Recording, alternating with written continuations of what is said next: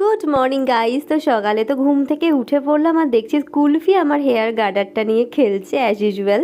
তো ওটা নিয়ে একটা হর্স টেল করে তারপর ঠাকুর প্রণাম করে অ্যাজ ইউজুয়াল অনেকটা জল খেয়ে, যেটা আমি প্রতিদিন খাই, তারপর কুলফিকে অনেকটা আদর করলাম, যেটা আমার দিনের সব থেকে ফেভারিট কাজ। তারপর একটু বাজার গেছিলাম, একটু পেয়ারা নিয়ে আসলাম আর তারপর এসে একটু ড্রাই ফ্রুটস খেলাম। স্পেশালি এই খেজুরটা কিন্তু বেশ ভালো, যেটা আমি আগের দিন এনেছিলাম। আর তারপর তো আমার রুমে চলে এসে বেডটাকে ক্লিন করে দিলাম, যেটা খুবই ইম্পর্টেন্ট। এটা না করলে আমার একদমই ভালো লাগে না।